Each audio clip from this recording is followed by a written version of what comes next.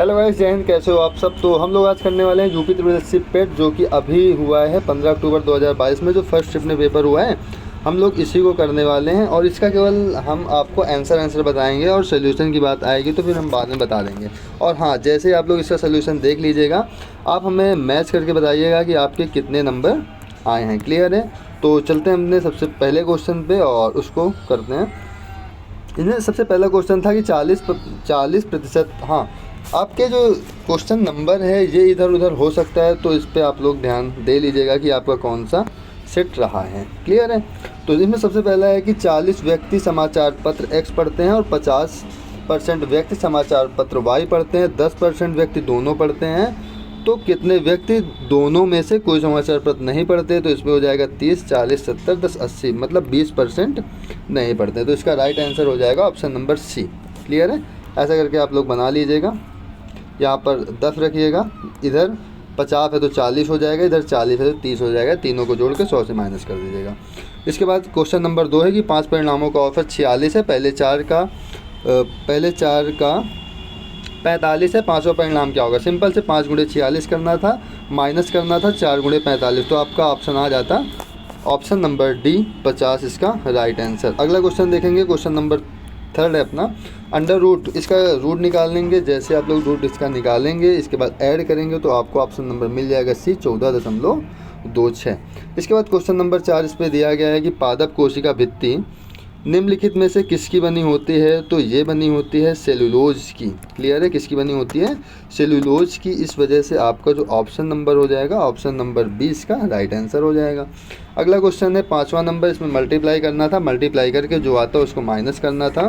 तो जो 5वें का आंसर आ रहा है वो कितना आ रहा है? वो आ रहा है 30। इसके बाद अगला क्वेश्चन है क्वेश्चन नंबर 6। आप लोग जैसे इसको सॉल्व करेंगे तो आपको ऑप्शन मिल जाएगा।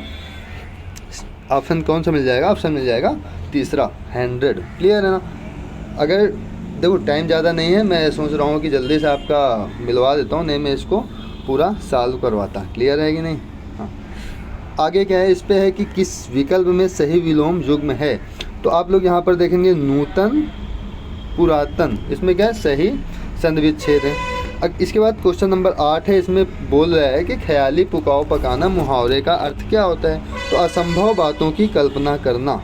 क्या होता है? असंभव बातों की कल्पना करना। अगला है महर्षि शब्द का संधि विच्छेद क्या? तो महर्षि शब्द का संधि विच्छेद क्या होता है? महा प्लस ऋषि। अगला है कि अर्थभेद, मतलब किस विकल्प में शब्द युग्म का अर्थभेद सही नहीं है? तो अर्थभेद किसका सही नहीं है? कि तो इस पे है ऑप्शन नंबर डी अवलंब अविलंब। तो इसका जो अर्थभेद है वो सही नहीं है। लास्ट वाला क्वेश्चन पूछ रहा है क्वेश्चन नंबर 11 इस पेज का। इस पे है कि किस विकल्प में सभी शब्द परस्पर पर्यायवाची हैं? तो पार्वती, रुद्राणी और भवानी आपस में क्या है? पर्यायवाची। इसके बाद हम लोग देखते हैं क्वेश्चन नंबर 12। और क्वेश्चन नंबर 12 में क्या है? इस पर देखो एक इंग्लिश का पैसेज दिया गया है। क्या दिया गया? एक इंग्लिश का पैसेज दिया गया और पैसेज पढ़ने का टाइम नहीं है, तो हम लोग इसके आंसर देख लेते हैं। तो क्वेश्चन नंबर 12 कह रहा है कि वॉच क्रोलाइंस ब्रदर एंड आउटडोर टाइप। तो इसका जो राइट आंसर था वो था नो। क्लियर है। आगे चलते हैं और क्वेश्चन नंबर देखते हैं 13। क्वेश्चन नंबर 13 में क्या था? Why were the squats collected. इस पे ऑप्शन क्या हो जाएगा? Option number 4 for batting. इसके बाद अगला है कि एक महिला की ओर इशारा करते हुए नीलेश ने कहा, वह मेरी पत्नी के दादा की इकलौती संतान की बेटी है। महिला नीलेश से किस प्रकार संबंधित है? तो इसमें जो राइट आंसर आता है वो आएगा आपका पत्नी। क्लियर। क्या आएगा? पत्नी आएगा। इसके बाद अगला क्वेश्चन है इस पे कि असंगत का चयन करो। क्या है? असंगत का चयन करो। इस पे दिया गया है 8, 27, 64, 100, 125, 216 और 343 में आप लोग सभी देखेंगे, मतलब सभी लोग देखिएगा, इस पे सारे क्यूब्स दिए गए हैं। 2 का क्यूब, फिर 3 का क्यूब, 4 का क्यूब। ठीक है। यहाँ पर 100 है, वो क्यूब नहीं है किसी का, इस वजह से असंगत क्या हो जाएगा? 100 हो जाएगा। क्लियर है। अगला है 1 जनवरी 2006 को रविवार था, तो 1 जनवरी 2010 को कौन सा दिन होगा? तो इस पर आ जाएगा आपका शुक्रवार। क्लियर है। आगे है कि पार्शियल का आप लोग हमें सिनोनिम बता दो क्वेश्चन नंबर 17 में। तो पार्शियल का जो सिनोनिम होता है वो होता है इनकम्प्लीट। अगला देखेंगे क्वेश्चन नंबर 18। तो इस पर डिसअपॉइंट का एंटोनिम्स पूछ रहा था तो डिसअपॉइंट का जो एंटोनिम हो जाएगा वो हो जाएगा सेटिस्फाई। क्या हो जाएगा? सेटिस्फाई। इसके बाद अगला क्वेश्चन देखते हैं, क्वेश्चन नंबर 19। तो क्वेश्चन नंबर 19 का जो, एक minute, question number word substitute for, ये जो लिखा हुआ है इसका वर्ड सब्स्टिट्यूट बताना है। इस पर क्या है? ऑप्शन नंबर ए इसका राइट आंसर हो जाएगा, लेक्सिकोग्राफी। क्लियर है? आगे चलते हैं, क्वेश्चन नंबर 20वां देखते हैं हम लोग। कौन सा? Question number 20। मिला लेना आप लोग और लास्ट में आंसर ज़रूर बताना। क्लियर है? क्या करना है? आंसर ज़रूर बताना है। तो इस पर अगला क्वेश्चन क्या दिया है? नॉर्मल को लिखा जाता है PRNLBM के रूप में, तो GATHER को किस रूप में इसको हमें, मतलब जब इसको कोड करेंगे तो इसका रूप क्या होगा? तो ऑप्शन नंबर सी आपको दिख रहा होगा, TBHRFH इसका राइट आंसर हो जाएगा। अगला इस पे दिया गया है कि निम्नलिखित प्रश्न में कथन दिए गए हैं और इन कथनों का निष्कर्ष निकालना, मतलब कथन निष्कर्ष का क्वेश्चन है। तो इसका जो राइट आंसर हो जाएगा, इसमें क्या है? सभी किताबें पेपर हैं, कुछ पेपर जर्नल है, कुछ जर्नल कैलेंडर है। तो जो इसका राइट आंसर है वो क्या है? इनमें से कोई नहीं। ठीक है, इसमें इनमें से क्या है? कोई नहीं सही था। आगे चाहिए तो इसकी इंग्लिश दिए। हाँ, इसमें है कि अगस्त 2022 में भारत की पहली अंडर वाटर मेट्रो का उद्घाटन निम्नलिखित में से किस शहर में हुआ था? तो ऑप्शन बी कोलकाता। कहाँ पे हुआ था? कोलकाता में हुआ था। अगला क्वेश्चन नंबर 23 देखते हैं।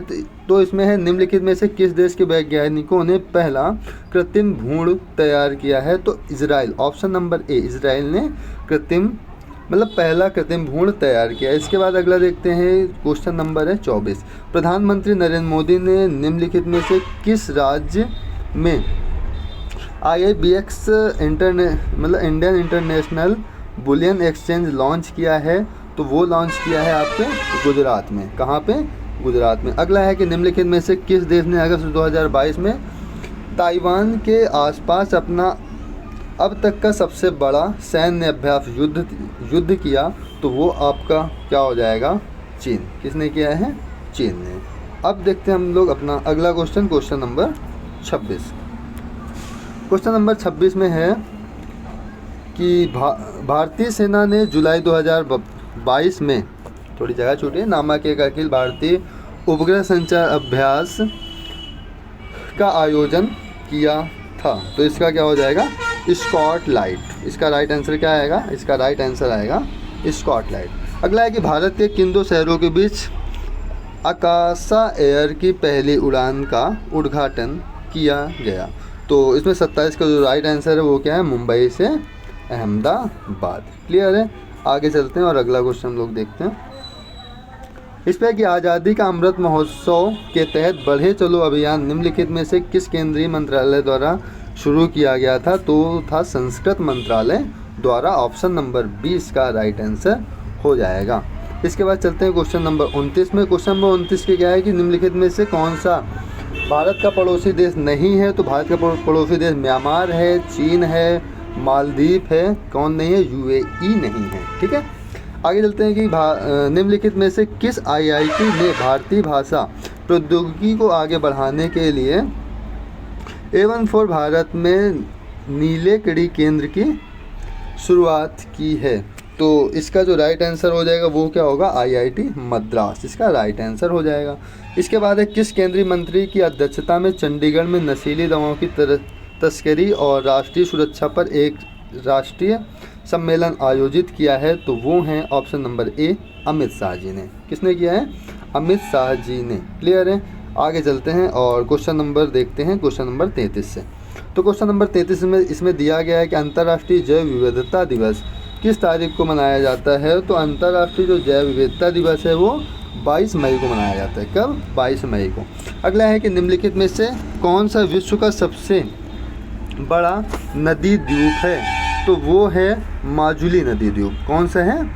माजुली। वो नदी द्वीप कौन सा है? तो वो है माजुली। Option number D. इसके बाद अगला क्वेश्चन देखते हैं, क्वेश्चन नंबर 35। क्वेश्चन नंबर 35 है, निम्नलिखित में से हंगरी की राष्ट्रीय मुद्रा क्या है? तो हंगरी की राजधानी क्या होती है? बुडापेस्ट। और जो इसकी करेंसी है वो क्या है, फोरिंट, ठीक है, हंगरी फोरिंट। इसके बाद अगला है क्वेश्चन नंबर 36, स्वतंत्रता के बाद भाषा के आधार पर बने भारत के पहले राज्य का नाम बताइए।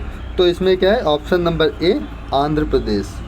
कौन सा है, भाषा के आधार पर आंध्र प्रदेश राज्य है, ठीक है। अगला इसके बाद देखते हैं, इसमें दिया गया है कि लोकसभा का पद धारण करने के लिए न्यूनतम आयु क्या होनी चाहिए। तो इस पे आएगा क्या, आपकी आयु 25 वर्ष होनी चाहिए, ठीक है। न्यूनतम आयु कितनी होनी चाहिए, 25 वर्ष होनी चाहिए। अगला क्वेश्चन है कि UNFCCC का अर्थ निम्नलिखित में से क्या है। तो 38 का जो राइट आंसर होगा वो होगा option number B, united nations framework convention of climate change. Clear है।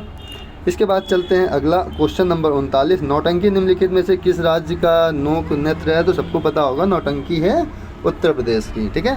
तो अगला है अंतर्राष्ट्रीय ओलंपिक समिति का मुख्यालय कहाँ पर है। तो अंतर्राष्ट्रीय समिति का जो मुख्यालय है वो है स्विट्जरलैंड। ऑप्शन नंबर 20 का जो राइट आंसर हो जाएगा, क्या हो जाएगा, स्विट्जरलैंड। अगला क्वेश्चन नंबर 41 से देखें तो इसमें निम्नलिखित में से किस प्रसिद्ध पुस्तक पावर्स ऑफ माइंड लिखी है। मतलब किसने पावर्स ऑफ द माइंड लिखा है। तो इसमें हो जाएगा option number B, Swami Vivekananda ji ने। क्लियर है। इसके बाद चलते हैं क्वेश्चन नंबर 42 से हम लोग देखते हैं। क्वेश्चन नंबर 42 क्या है, देखो, हाँ, इस पे एक पैसेज दिया हुआ है। अभी देखो इंग्लिश वाला पैसेज तो हमने कंप्लीट कर लिया है, अब ये है हिंदी का पैसेज। तो हिंदी का पैसेज में आते हैं हम लोग 42 नंबर क्वेश्चन में। और 42 नंबर क्वेश्चन क्या है कि साहित्य अपने दायित्व का निर्वाह किस प्रकार पूरा करता है। जैसे आप लोग पैसेज को पढ़ोगे आपको मालूम चल जाएगा, दर्पण के माध्यम से साहित्य अपने दायित्व का निर्वाह पूरा करता है। क्लियर है। आगे चलते हैं अगला क्वेश्चन। अगला क्वेश्चन है क्वेश्चन नंबर 43। इस पे है कि साहित्य समाज के प्रति अपने उद्देश्य को कैसे परिपूर्ण करता है। तो 43 नंबर क्वेश्चन का राइट आंसर हो जाएगा ए, साहित्य समाज में अपनी कृतियों द्वारा, इसका ऑप्शन नंबर हो जाएगा सी, साहित्य समाज की रूपरेखा को कल्याणकारी व सुखद मार्ग द्वारा प्रस्तुत करने से सदा पीछे रहता है, ठीक है। 43 का क्या हो जाएगा, ऑप्शन नंबर सी। एक बार स्टार लगाना इस क्वेश्चन में और एक बार आप लोग चेक कर लेना क्या ये सही है। वैसे ये वाला क्वेश्चन सही है। क्लियर है। आगे चलते हैं क्वेश्चन नंबर हम लोग देखते हैं 44। क्वेश्चन नंबर 44 में क्या है कि साहित्य हमें किस तरह से पुरानी पीढ़ियों की जानकारी देता है। तो इसका जो राइट आंसर हो जाएगा वो होगा ऑप्शन नंबर बी, राष्ट्र का इतिहास, गरिमा, संस्कृत सभ्यता, पूर्वजों के विचार, अनुसंधान और तत्कालीन साहित्य द्वारा ही जानी जा सकती है। क्लियर है। तो 44 का ऑप्शन क्या हो जाएगा, ऑप्शन नंबर बी। और 43 का क्या होगा, ऑप्शन नंबर सी। एक बार इसको चेक कर लीजिएगा। क्लियर है। और देखो जितने क्वेश्चन आपके सही हो हमें लास्ट में कमेंट में ज़रूर बताना है। क्लियर है ये बात। इसके बाद 45 नंबर क्वेश्चन है, साहित्य केवल समाज का दर्पण नहीं है। तो इसका जो राइट आंसर हो जाएगा वो है क्योंकि साहित्य द्वारा समाज की विडंबनाओं और विसंगतियों पर प्रहार करके उनमें सुधार लाने की कोशिश की जाती है, इसलिए इसका ऑप्शन नंबर क्या हो जाएगा, ए। अगला क्वेश्चन है कि निम्नलिखित गद्यांश का सर्वाधिक उचित शीर्षक क्या हो सकता है। तो जो शीर्षक होता है या तो लास्ट की लाइन से मिलता है, लास्ट की 2 लाइन से और पहली 2 लाइन से। तो 46 का जो राइट आंसर हो जाएगा वो हो जाएगा साहित्य और समाज। क्लियर है। तो 46 क्वेश्चन हम लोगों ने कंप्लीट कर लिए टोटल 13 मिनट में, और आगे के क्वेश्चन जल्दी ही कंप्लीट कर लेंगे। ठीक है। कोशिश ये रहेगी कि 20 से 22 मिनट में अपना ये कंप्लीट हो जाए। क्लियर है। तो 47 नंबर क्वेश्चन देखेंगे। तो 47 नंबर क्वेश्चन में अगेन 47 नंबर क्वेश्चन में क्या है, अगेन है पैराग्राफ। ठीक है। इस पर कि गद्यांश में चिरस्थायी शब्द का कौन सा विलोम शब्द प्रयुक्त हुआ है। तो इसमें हो जाएगा क्षणभंगुर। क्या हो जाएगा, क्षणभंगुर। 47 का डी। यदि हम 48 नंबर की बात करें कि सत्य की तलाश कैसे की जानी चाहिए, तो इसका राइट आंसर क्या हो जाएगा, श्रद्धापूर्वक अंत विद्यमान सत्य के मार्ग पर आगे बढ़ते हुए इस सत्य का साक्षात्कार करें। क्लियर है। क्वेश्चन नंबर यदि हम 49 की बात करें, 49 क्वेश्चन नंबर की बात करें तो इसमें क्या है, जिज्ञासुओं को सत्य व अहिंसा के पथ पर चलते समय संकटों का सामना कैसे करना चाहिए। तो 49 का राइट आंसर हो जाएगा, इस संकटों के सहते हुए निमित्त नाश किए बिना आगे बढ़ना चाहिए। तो 49 का राइट आंसर क्या हो जाएगा, ए हो जाएगा। अगला है, सत्य और अहिंसा के मार्ग को अश की धार पर चलने के समान क्यों बताया गया है। ठीक है, तो 50 का राइट आंसर क्या हो जाएगा, ए हो जाएगा, क्योंकि सत्य और अहिंसा का मार्ग जितना सीधा है उतना ही तंग है और इस मार्ग पर चलना अत्यंत कठिन है। क्वेश्चन नंबर 51 की बात करें तो क्वेश्चन नंबर 51 में दिया गया है, सत्यरूपी परमेश्वर की रत्न चिंतामणि को प्राप्त करने के लिए हम क्या कर सकते हैं। तो 51 का ऑप्शन नंबर से अंतर्निहित सत्य का साक्षात्कार करें। क्लियर है। इसके बाद हम लोग चलते हैं क्वेश्चन नंबर 52 पे। तो क्वेश्चन नंबर 52 देखते हैं और देखो क्वेश्चन नंबर 52 पे मैथ्स के क्वेश्चन है।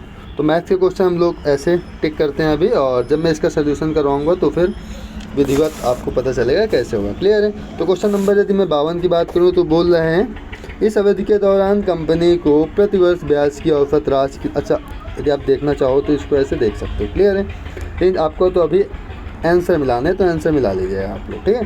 तो इस अवधि के दौरान कंपनी को प्रतिवर्ष ब्याज की औसत कितनी राशि चुकानी पड़ी है। तो 52 का ऑप्शन नंबर हो जाएगा ए, 26.6 से। जैसे कि अभी हमने सॉल्व किया था, कितना आया इस पर, 26.6 से। 53 नंबर क्वेश्चन की बात करें तो इसमें दी गई अवधि के दौरान कंपनी द्वारा भुगतान की गई बोनस की कुल राशि, इस अवधि के दौरान भुगतान की गई वेतन की कुल राशि का लगभग कितना परसेंट है। तो 0.6% इसका राइट आंसर हो जाएगा। अगला क्वेश्चन की बात करें क्वेश्चन नंबर 54 की, तो इसमें 2011 में इन सभी मदों पर कुल व्यय 2015 के कुल व्यय का लगभग कितना परसेंट है।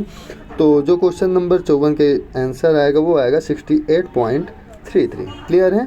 आगे चलते हैं और अगला क्वेश्चन देखते हैं। अगला क्वेश्चन है कि सभी वर्षों के लिए करों पर कुल व्यय और सभी वर्षों के लिए ईंधन और परिवहन पर कुल व्यय के बीच का अनुपात क्रमशः लगभग कितना है। तो आपका जो ऑप्शन नंबर है 109:151, ऑप्शन नंबर ए आपका राइट आंसर हो जाएगा। क्वेश्चन नंबर 56 की बात करें तो वर्ष 2013 के दौरान इन मदों पर कंपनी का कुल व्यय कितना है। तो 56 का राइट आंसर हो जाएगा सी, 738.44। ठीक है। अगला क्वेश्चन की हम लोग बात करें तो इस पर अगला क्वेश्चन देखते हैं। क्वेश्चन नंबर कहाँ से, 57 से, क्योंकि अगला भी मैथ का क्वेश्चन है और मैथ का क्वेश्चन के उसमें कितने क्वेश्चन होंगे, 5 क्वेश्चन होने हैं।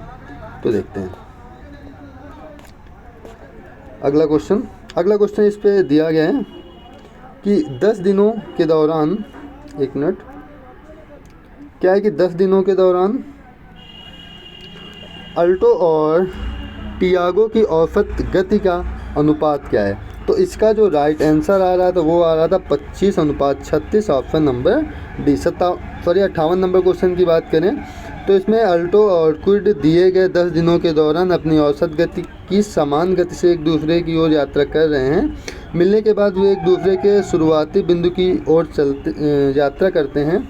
यदि शुरू में दोनों कारों के बीच की दूरी 2300 किलोमीटर है तो अल्टो और क्विड द्वारा एक दूसरे से मिलने के बाद अपने गंतव्य स्थान पर पहुंचने में लगने वाले समय का अंतर क्या है। तो इसमें आ रहा था अपना 0 घंटा। क्लियर है। आगे की बात करें तो अगला नंबर क्वेश्चन देखते हैं, क्वेश्चन नंबर 59। इस पे है कि दिए गए 10 दिनों के दौरान कार मिनी द्वारा उसकी औसत गति से 875 किलोमीटर की यात्रा करने के लिए दिए गए समय 10 दिनों के दौरान कार स्विफ्ट द्वारा उसकी औसत गति से 990 किलोमीटर की यात्रा करने के लिए समय से अनुपात ज्ञात कीजिए। करने के लिए गए समय से क्या करना है, हमें अनुपात ज्ञात करना है। तो क्वेश्चन नंबर 59 देखेंगे तो इसमें आएगा 56:99। क्लियर है। इसके बाद हम लोग चलते हैं क्वेश्चन नंबर 60 में। क्वेश्चन नंबर 60 का जो आंसर होगा इसमें क्या है, 10 दिनों के दौरान टियागो और मिनी द्वारा तय की गई कुल दूरी का अनुपात कितना है। किसके द्वारा, टियागो और मिनी के द्वारा। तो इसमें आएगा 18:25, ऑप्शन नंबर ए। अगला क्वेश्चन इस पर दिया गया है, एक मिनट, अगला क्वेश्चन इस पे दिया गया है कि सभी कारों द्वारा 10 दिनों में तय की गई कुल दूरी कार ए और कार बी द्वारा 150 घंटे और 300 घंटे में तय की गई दूरी घंटों में तय कर दी, 150 घंटों और 300 घंटों में तय करती है तो कार ए और बी का औसत गति के बीच में अंतर कितना आ रहा है। तो क्वेश्चन नंबर 61 का जो राइट आंसर आएगा वो आएगा 61 किलोमीटर प्रति घंटा का अंतर। ठीक है। क्वेश्चन नंबर 62 की बात करें तो 62 का आप लोग ये चित्र देख लीजिएगा। ठीक है, रेखा चित्र से क्वेश्चन पूछा गया था। इसमें है कि 2003 के दौरान कंपनी में कार्यरत कर्मचारियों की संख्या कितनी है, तो वो आएगा आपका 5000। क्लियर है, आगे चलते हैं।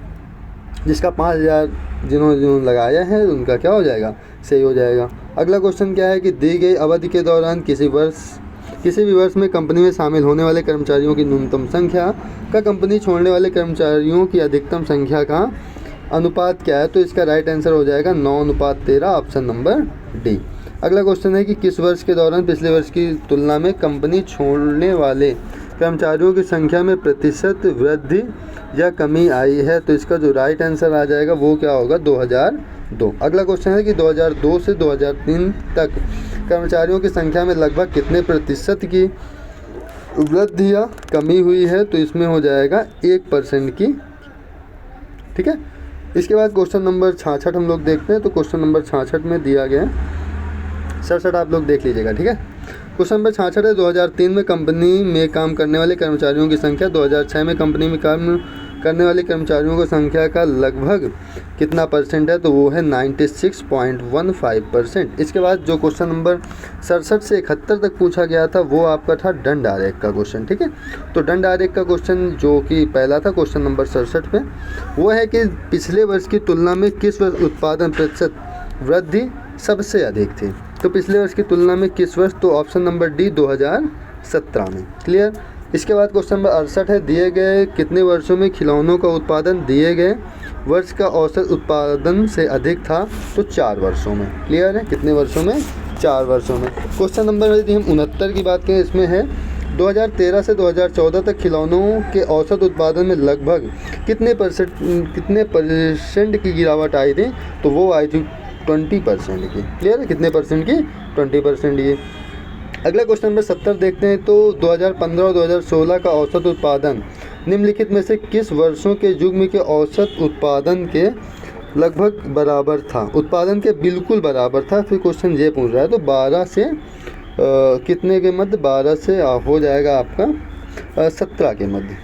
कितने के मध्य, 12 से 17 के मध्य, ऑप्शन नंबर सी। अगला क्वेश्चन है क्वेश्चन नंबर 71। इस पर कि वर्ष 2011 की तुलना में 2018 में खिलौनों के उत्पादन में लगभग प्रतिशत वृद्धि कितनी थी।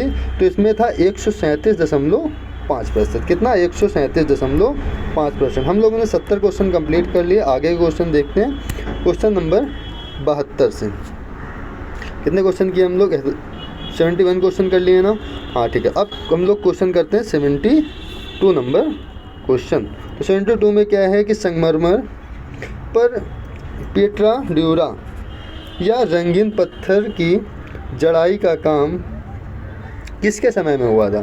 तो ये जो काम हुआ था ये हुआ था शाहजहाँ के समय में। किसके समय में, शाहजहाँ के समय में। अगला क्वेश्चन नंबर 73 है निम्नलिखित में से किस युग में तांबे का पहली बार उपयोग किया गया था। तांबा है तो ताम्रपाषाण काल युग। ठीक है, ऑप्शन नंबर बी।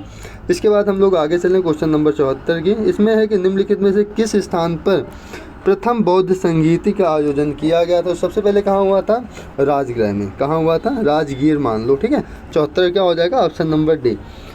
इसके बाद क्वेश्चन नंबर 75 है कि निम्नलिखित में से वह कौन सा व्यक्ति है जिसका नाम देव नाम प्रिय दर्शनी। ठीक है, चंड अशोका। पता चल गया कौन है, मौर्य सम्राट अशोक। ऑप्शन नंबर इसका क्या हो जाएगा, ऑप्शन नंबर बी इसका राइट आंसर हो जाएगा। अगला है क्वेश्चन नंबर 76। जब ईस्ट इंडिया कंपनी की स्थापना हुई तो भारत में निम्नलिखित में से कौन सा, मतलब किसका शासन था।